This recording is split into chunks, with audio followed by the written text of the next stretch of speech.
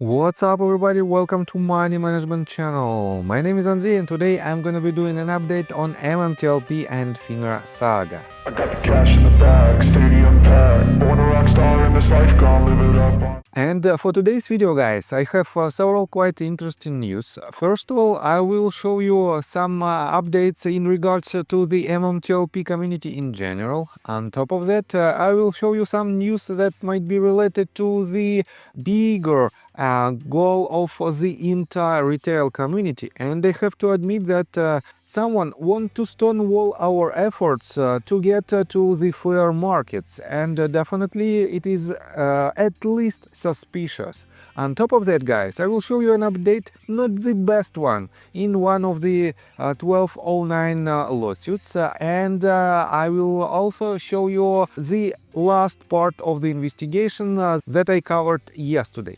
So, and before we dive deep into all of this, guys, please hit the like button for YouTube algorithm and drop me a line in the comment section if you think my videos are valuable for you.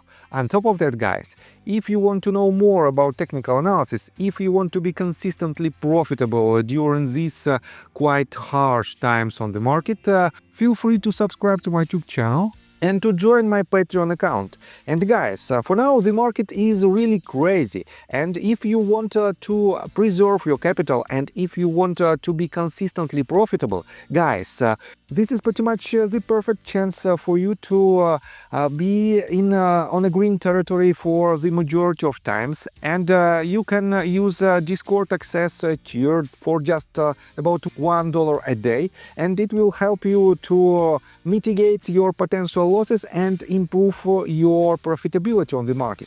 But with the gold tier membership, guys, you have an unique chance to use my experience of more than 13 years on the stock market, on crypto market, and on forex market as well.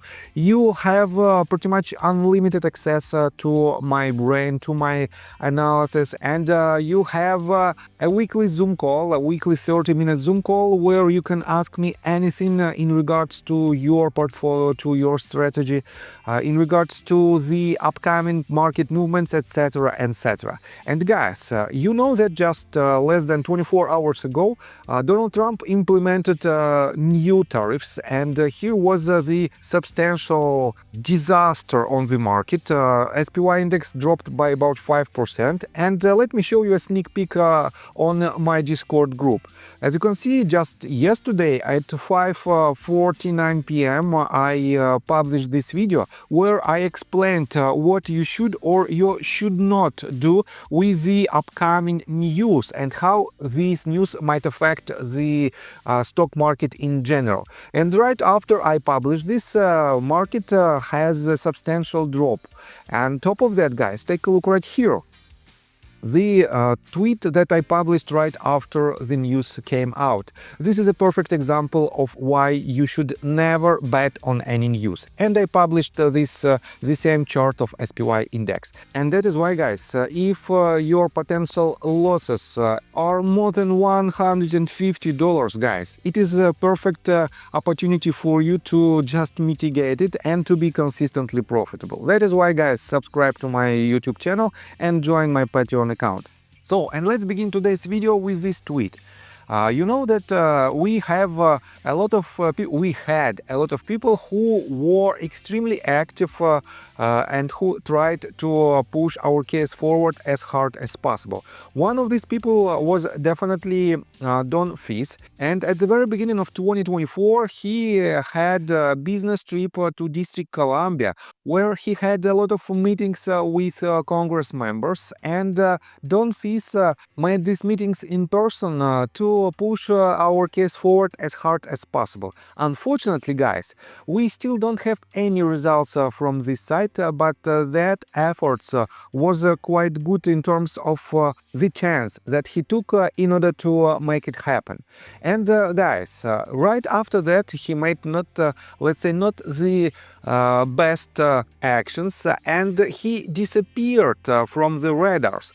But just recently he appeared again, and guys, I have to admit admit that a lot of people who tried to help us, they just mystically disappeared, and this raises some questions about their intentions. You definitely can count at least several names, and I think I am the only person who is here from the very beginning, from 2021 basically, from the time of MMAT and TRCH merger till present day. So, and yes, Don Fis disappeared from the radars, and he didn't say again anything about his achievements. So, it is what it is. Let me show you another news. Just yesterday I showed you that Jennifer Vetrano in her lawsuit, and let me remind you that she filed this lawsuit as a pro se plaintiff, and pro se means that she makes it without any help of professional lawyers.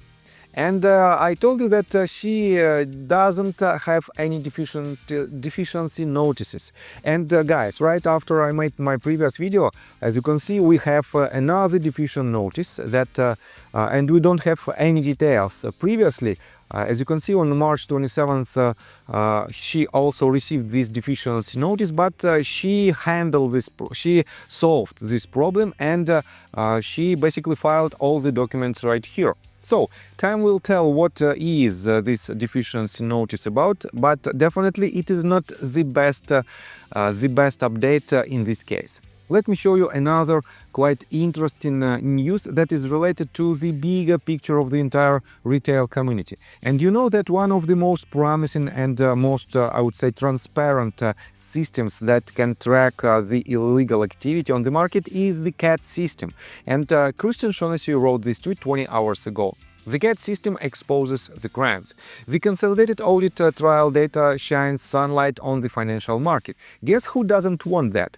And she added these several bullet points. May 2024. 70-month prison term. Here's why they are fighting so hard against the CAT system. The scheme was one of the first uncovered by the consolidated audit trial. And she added the link to this news from her Twitter account. And this Twitter account, this tweet basically has the link to the original news. So, May 2024, and Wagner's top donor is Robinhood. Keep that in mind as she speaks out against the CAT, Consolidated Audit Trial System, which will track every trade financial institutions makes. May 2024. The CAT system is designed to protect against illegal trades. Ask yourself why some are fighting so hard against it while claiming to protect retail investors. Again, May 2024.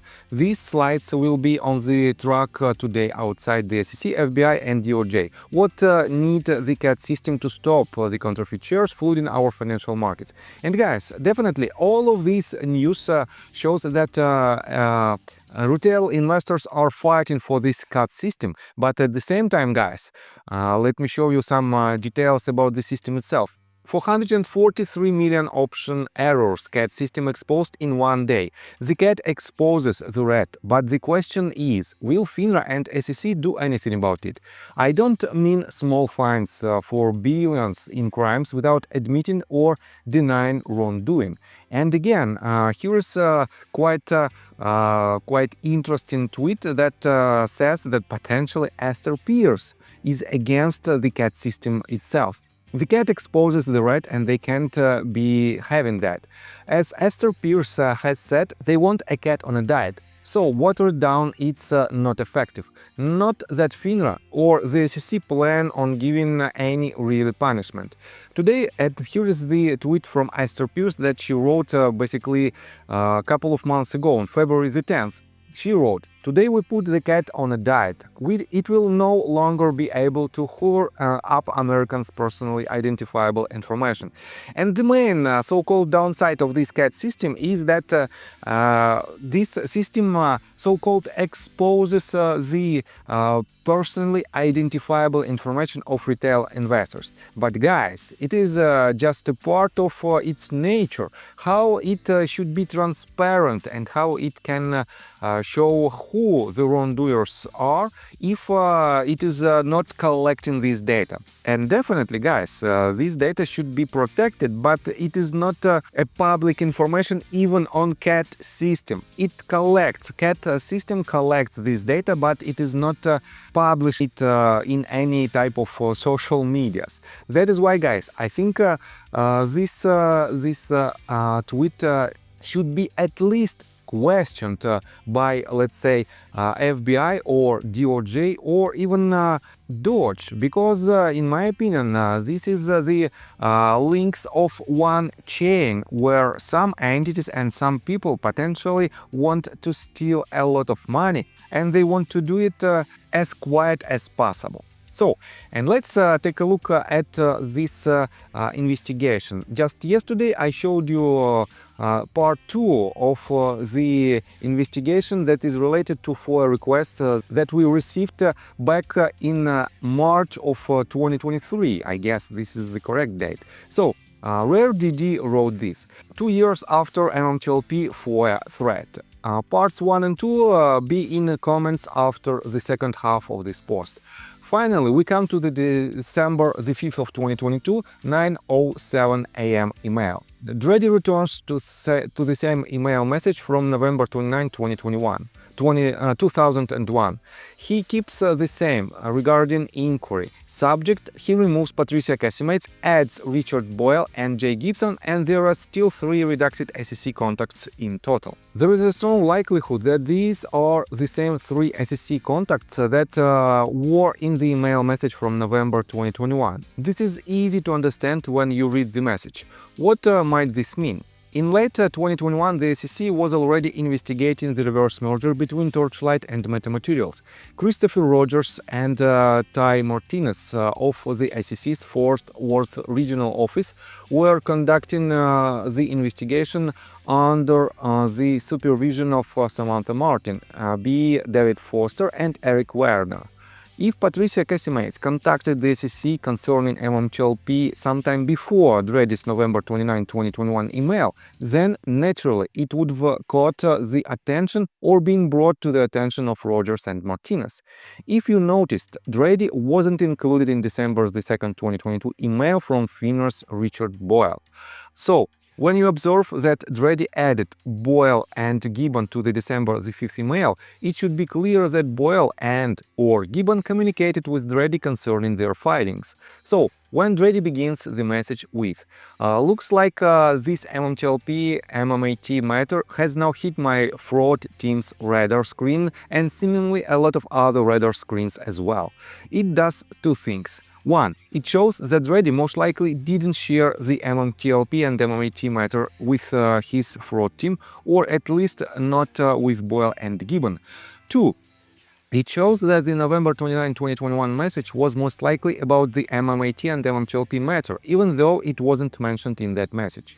Dreddy points out to the recipient that he knows they've been in contact with Patricia Casimates. This again appears to reference the November 29th message, which makes it seem like Dreddy is communicating with the same person and people.